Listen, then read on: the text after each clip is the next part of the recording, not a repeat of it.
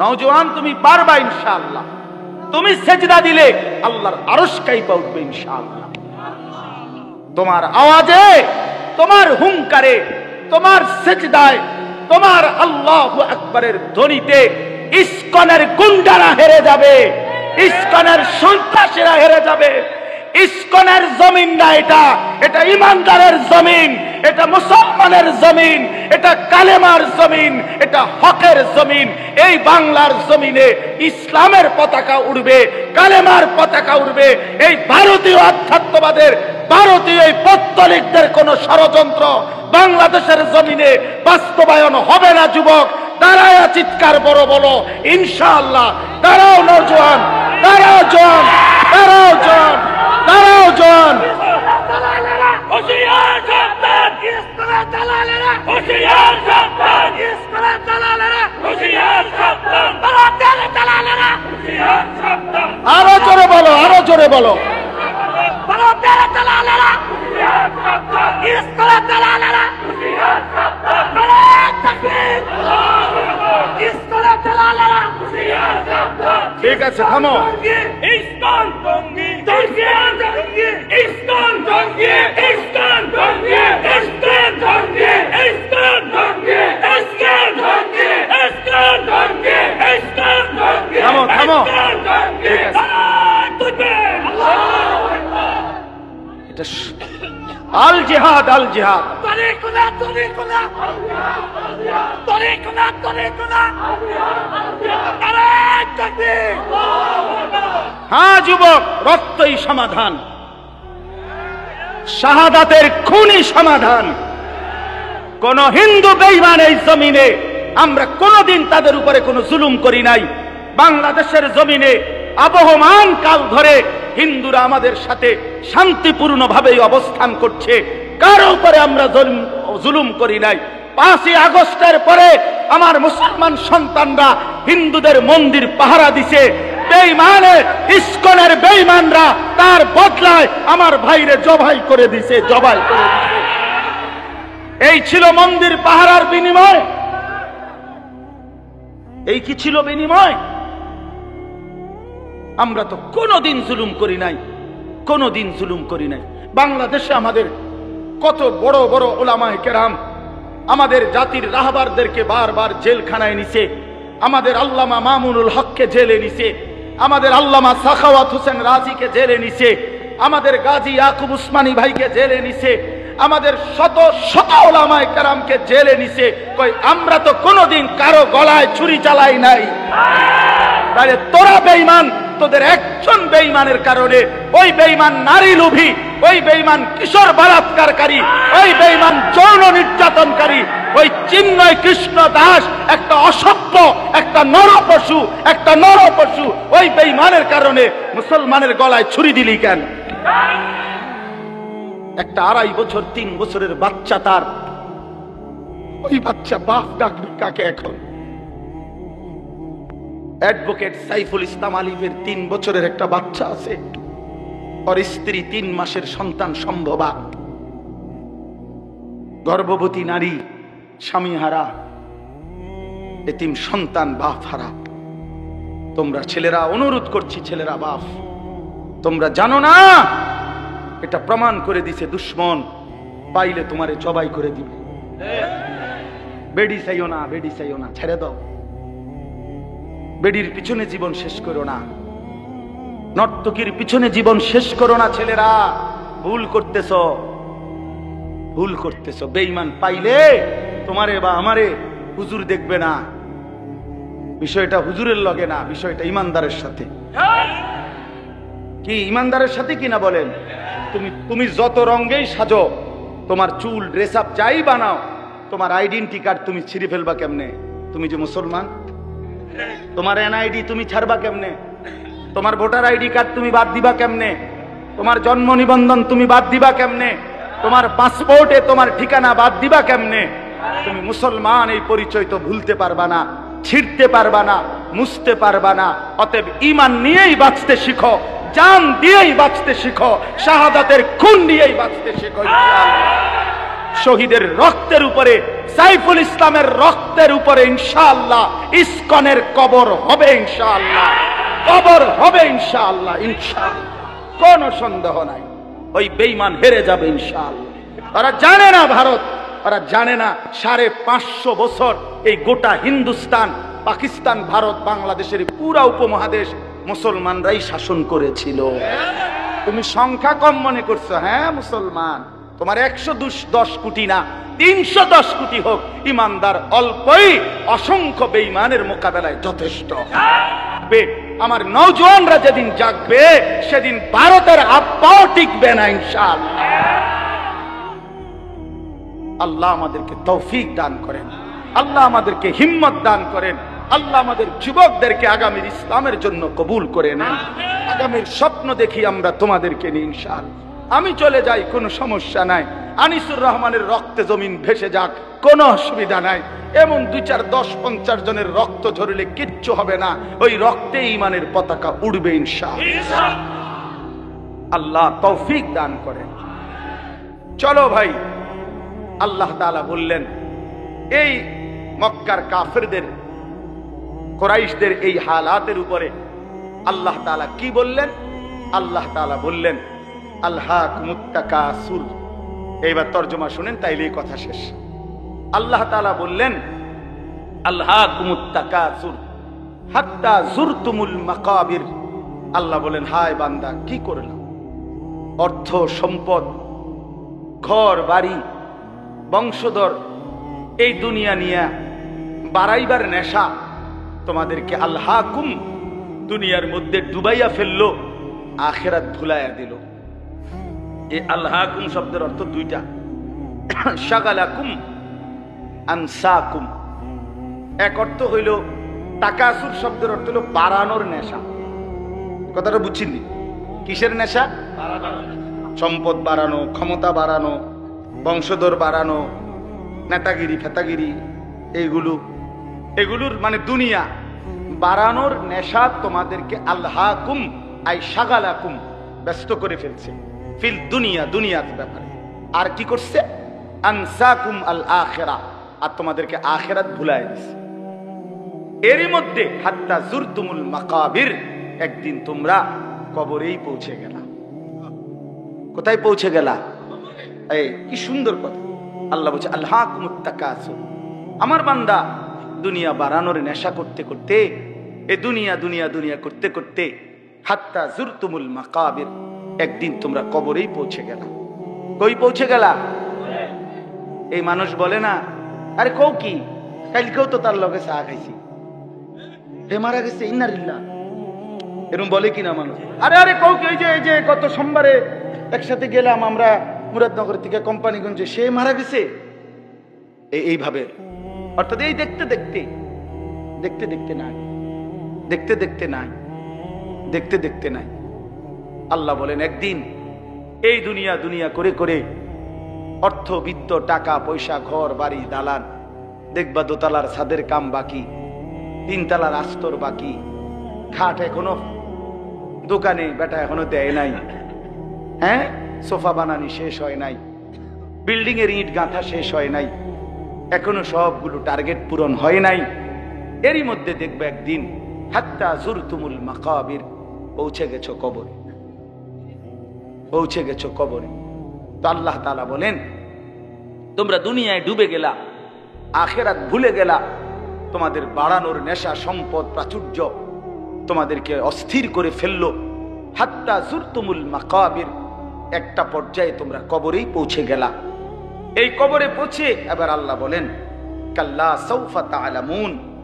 আল্লাহ বলেন বান্দা শোনো, সাবধান, এই কবরে আসলেই অল্প সময়ের ব্যবধানে তোমারে বুঝাই দেওয়া হবে তোমার এই দুনিয়ার লোভ আর আখিরাতের প্রতি বিমুখ এর পরিণতি কবরে কি। আমি আল্লাহ কবরের প্রথম আযাব দিয়েই তোমারে আমি বুঝাই দেব। সুম্মা কাল্লা সাউফা তা'লামুন, অতঃপর আবার পুনরায় হাসরের ময়দানে নিয়ে জাহান্নামের আযাব দিয়ে দ্বিতীয়বার আবার বুঝাবো আমার নাফরমানির শাস্তি আর পরিণতিটা কি। এই কথা স্পষ্ট তাফসীরে লিখছে, কাল্লা সাউফা তা'লামুনা ফিল কবরি সুম্মা কাল্লা সাউফা তা'লামুনা ফিল আখিরাতে।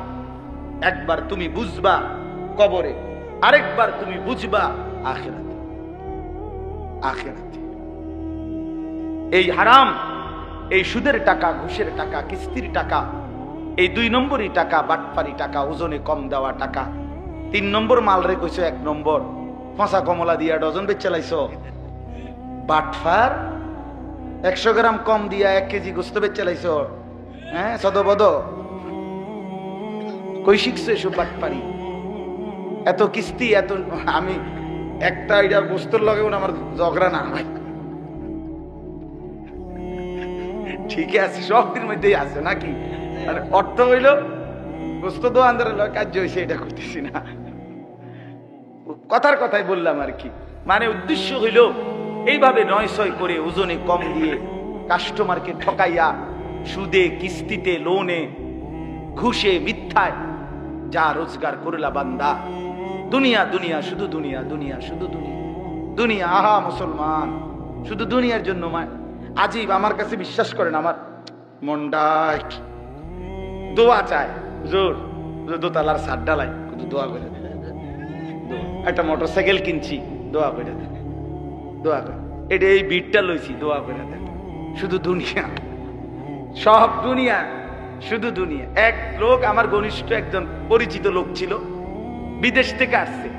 তো আমারে খুব আবদার করিয়া তার ঘরে নিছিল দাওয়াত খাওয়াইতে। তো আমি গিয়া ঢুকছি। তো আসছে মনে সপ্তাহ 10 দিন হবে। একটা বড় চ্যাপ্টার টেলিভিশন আনছে, এরকম চৌড়া। এটার যে উপরে বক্সটা, এটা অনেক খুলছে না আর কি। তো এইটা দেখাই আমারে কইতেছে, হুজুর 1,10,000 টাকা খরচ হয়েছে এটা পুরা আনতে, দোয়া করে। একের বিশ্বাস করে। আমিও দোয়া করছি। আমি বলছি, ভাই আমি দোয়া করি আপনার ঘরে যেন 24 ঘন্টা একটা সেকেন্ডের জন্য কারেন্ট না যায়। আপনার বউ বাচ্চা যেন 24 ঘন্টা নাচ গান, সিনেমা, নাটক যেন দেখতে পারে। দেখতে দেখতে যেন তারা কোনো ক্লান্ত না হয় এবং কোনো অসুবিধা না হয়, যেন আপনার টেলিভিশনে যেন কোনো ডিস্টার্ব না হয়। এইভাবে অনেকক্ষণ 2-3টা বলার পরে সে বলতেছে, হুজুর বেশি রাগ হয়ে গেছেন নাকি? কারণ দোয়ার ডকে তো তাই বুঝছে যে, বুঝেন নাই কথাটা? দোয়ার শব্দেই তো তাই আন্দাজ করছে যে অবস্থা তো খুব খারাপ। তা আমি বললাম, আপনি তো কইছেন দোয়া করতাম, তো আমি কি কইতাম? টেলিভিশনের দোয়া তো আপনি এগুলোই, যে টেলিভিশন যাতে ঠিক মতো চলে, নাহলে কি দোয়া করতাম? তার মানে পরে লজ্জা পাইছে, বুঝছে যে না, কথাটা আসলে ভুল বলে ফেললাম। তা আমার বাপ শুধু দুনিয়া চাইলেন। আল্লাহ নবী সাল্লাল্লাহু আলাইহি সাল্লাম বলেন, ইয়াকুলু ইবনু আদামা মালি ওয়া মালি। হায় বনি আদম, সারাক্ষণ কেবল বলো আমার মাল, আমার মাল, আমার মাল, আমার মাল। ওয়া হাল্লাকা মিন মালিকা ইয়া ইবনা আদম। নবীজি বলেন, কোথায় তোমার মাল বনি আদম? রাসূলুল্লাহর হাদিস, এই বেটা মাল কই তোমার? এই বাড়ি তো সাথে নিয়ে যাও, এই 10 শতক জায়গা তোমার, সাথে নিয়ে যাও, এই সোফাইগুলো তোমার, এগুলো সাথে করে নিয়ে যাও কবরে। তোমার তোমার না বললা? ওয়া হাল্লাকা ইয়া ইবনা আদম মিন মালিক। কই তোমার মাল কোথায় বান্দা? হে বনি আদম, কই তোমার মাল? রাসূলুল্লাহর হাদিস এটা। এরপরে নবী বলেন, শুনো, তোমার মাল কেবল 3টা। কোন মানুষের মাল কয়টা?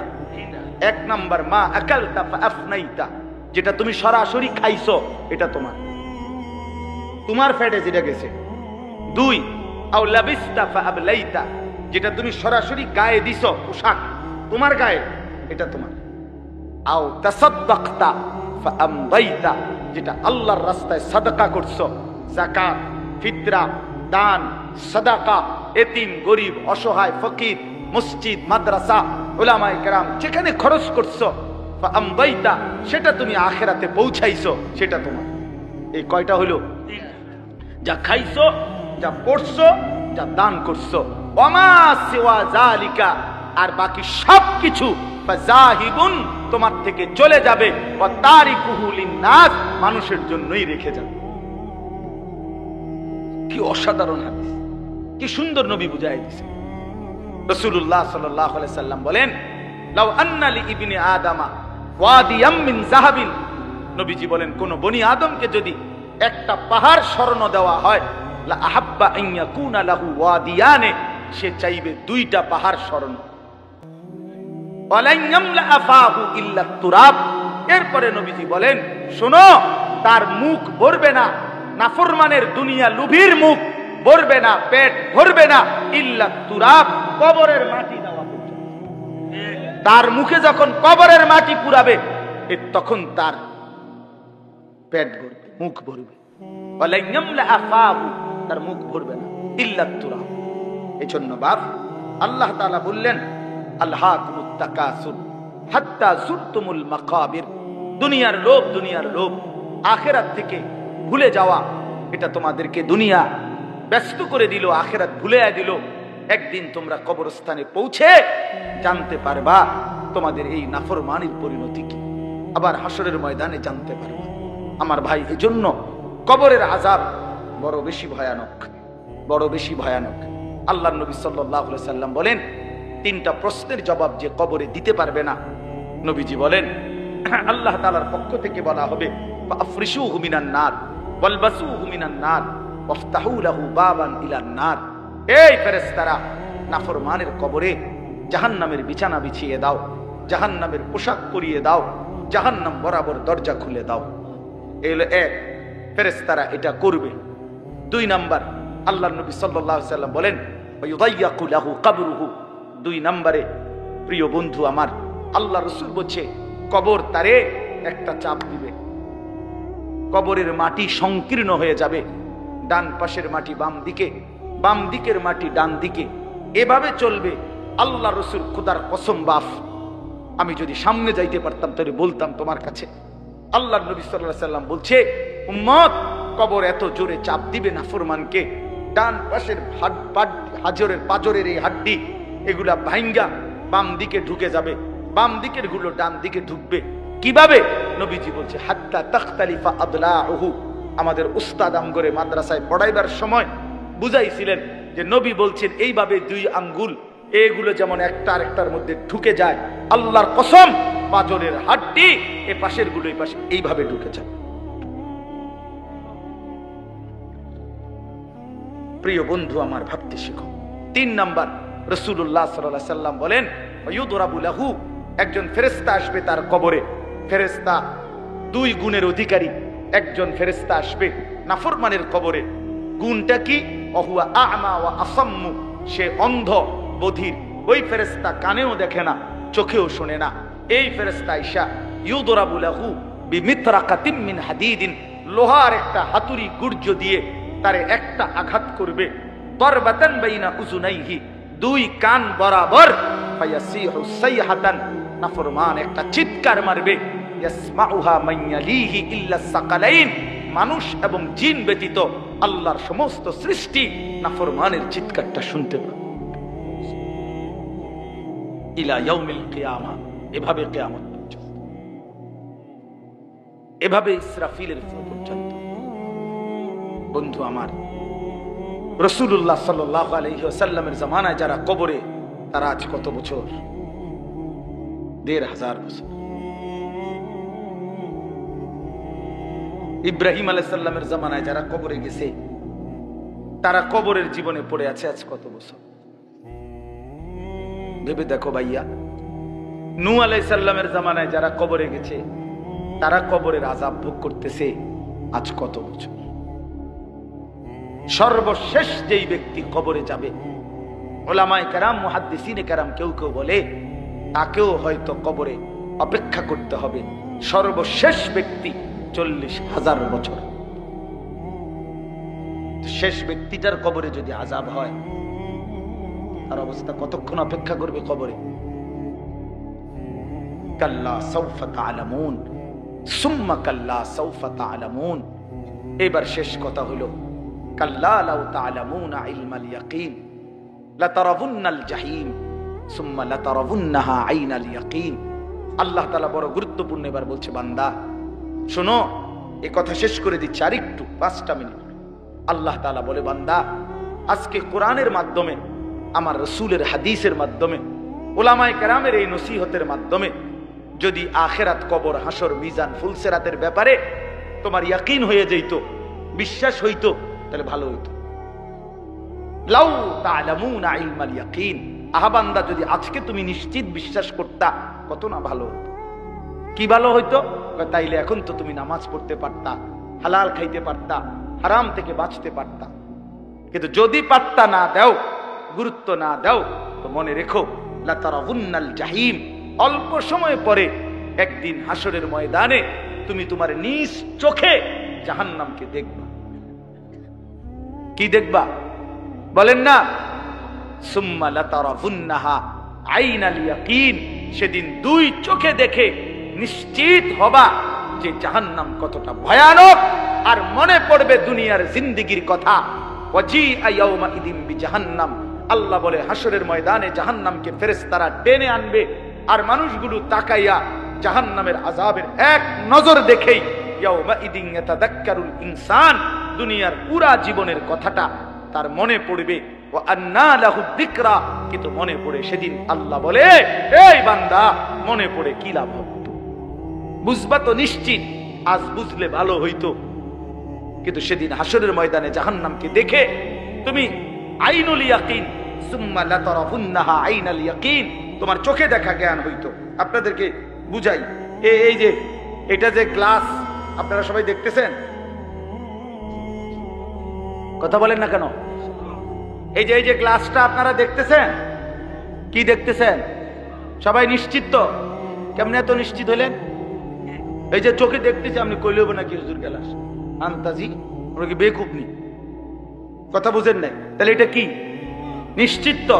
এই যে আইনুল ইয়াকিন, এই যে চোখে দেখা নিশ্চিত। তাহলে আমি এটারে 1 কোটি বার গ্লাস কইলেও তো হইতো না। এটা কি টিস্যু বক্স? তো আল্লাহ তাআলা বলে, বান্দা জাহান্নাম তো চোখে দেখবা, সেদিন তোমার নিশ্চিত জ্ঞান হবে যে এটাই জাহান্নাম, এটাই আমার আযাবের ঘর, এটাই আমার সামনের গন্তব্য। কিন্তু সেদিন তো লাভ হবে, সেদিন তো লাভ হবে না।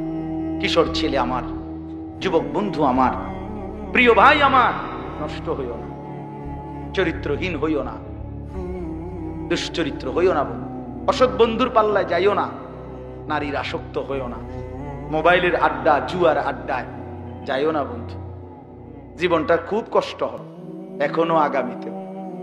সর্বশেষ কথা হলো সুম্মা লাতুসআলুন্না ইয়াউমাইদিন আনিন নাঈম।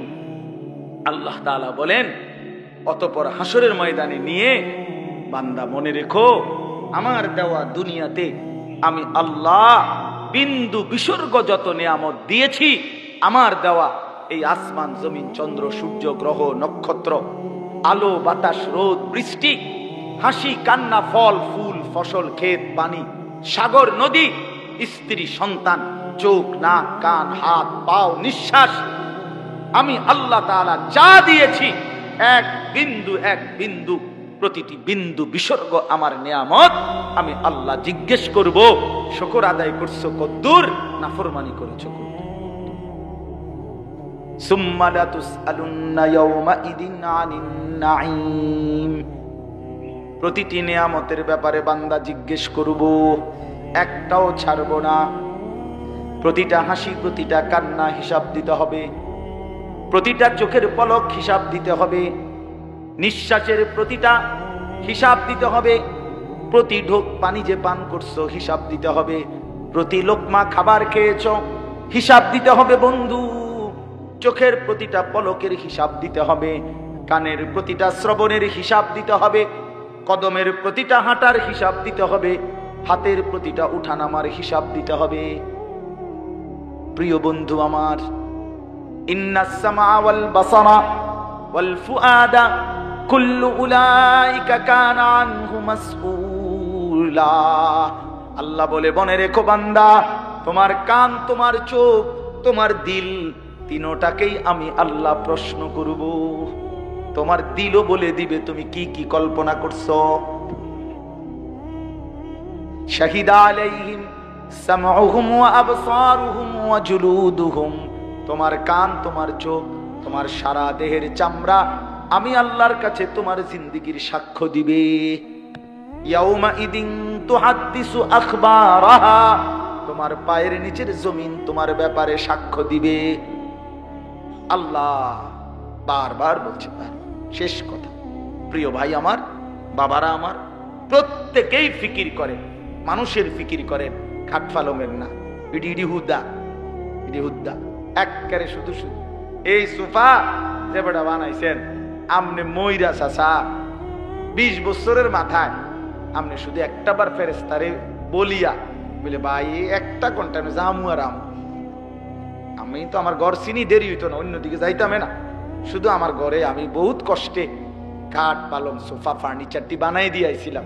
এটি কোনোটা নষ্ট হয়েছে নি করতে চাই। শুধু এই কথাটা বলিয়া যদি আপনি কবর থেকে 20টা বছরের মাথায় আরেকবার আইসা দেখেন, আমনের ঘরে ঢুকলে আপনি কিচ্ছু খুঁজা পাবেন না।